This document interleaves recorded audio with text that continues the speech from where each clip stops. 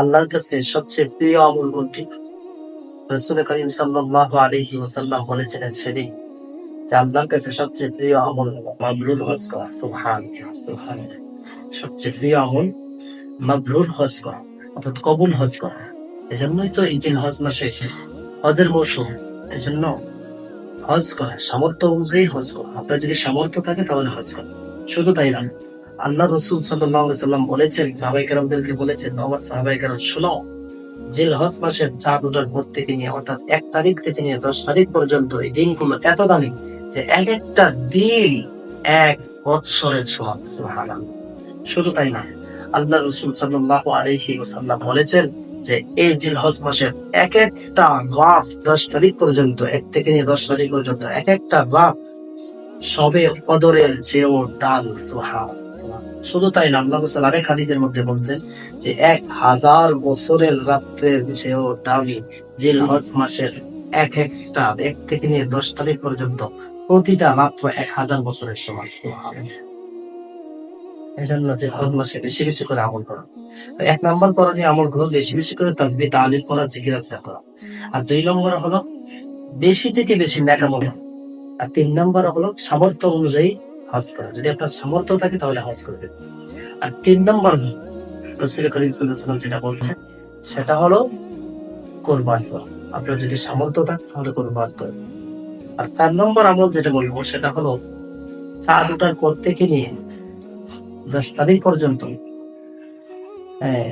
ঈদের তড়িঘড়ি শুরু করে দেওয়া। কিভাবে? যে তাকবীর পাঠ করতে শুরু করা। হাদিসের মধ্যে পাওয়া যায় সাহাবায়ে কেরাম জিলহজ মাসের চাঁদ ওঠার পর থেকে নিয়ে বাজার চলে যেতেন।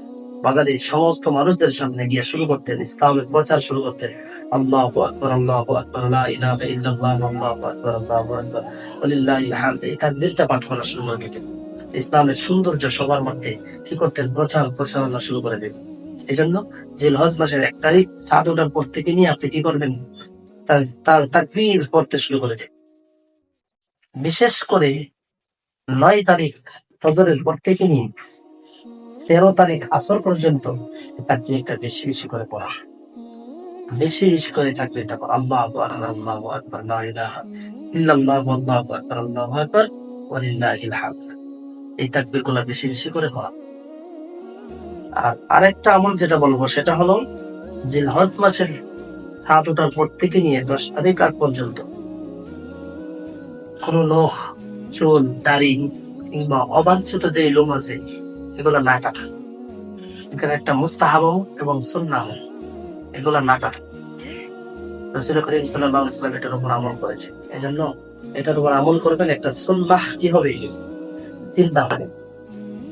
এই জন্য তো জিলহজ মাসের রাসূল করিম সাল্লাল্লাহু আলাইহি ওয়াসাল্লামের আরেকটা আমল হলো সূরাতুল ফজর।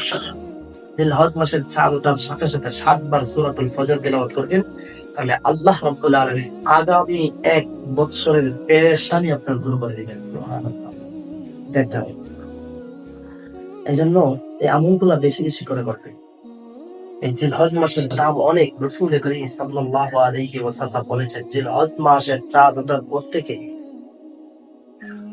যে এত দামি আল্লাহর কাছে, কোন মানুষ যদি জিলহজ মাসের রোজা রাখে, ১ তারিখ থেকে নিয়ে ৯ তারিখ পর্যন্ত রোজা রাখে, তাহলে আল্লাহ রাব্বুল আলামিন প্রত্যেকটা রোজার সওয়াব আল্লাহ তাআলা নিজে তাকে দিবেন। সুবহানাল্লাহ। নিজে তাকে। শুধু তাই না, প্রত্যেকটা রোজা যদি কোনো মানুষ রাখে তাহলে আল্লাহ রাব্বুল আলামিন প্রত্যেকটা রোজার সওয়াব হবে তার ১ বৎসরের সমান সওয়াব আল্লাহ তাআলা তার আমল নামায় দিবেন। সুবহানাল্লাহ।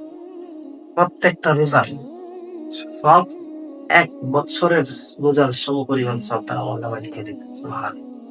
শুধু তাই না, স্পেশালি ভাবে যদি কোনো মানুষ আরাফার দিনে রোজা রাখে, অর্থাৎ ৯ তারিখে রোজা রাখে, আল্লাহ রাব্বুল আলামিন পিছনের ১ বছরের গুনাহ এবং সামনের ১ বছরের গুনাহ আল্লাহ তাআলা মাফ করে দিবেন। সুবহানাল্লাহ। এজন্য এই জিলহজ মাসের ১ থেকে নিয়ে ১০ তারিখ পর্যন্ত আমরা রোজা রাখবো ইনশাআল্লাহ। এবং যে আমলগুলোর কথা বলছি প্রত্যেকটা আমল আমরা করার চেষ্টা করব। আল্লাহ রাব্বুল আলামিন আমাদের সকলকে আমল করার তৌফিক দান করুন। ওয়া আখিরু দাওয়ানা আলহামদুলিল্লাহি রাব্বিল আলামিন। আসসালামু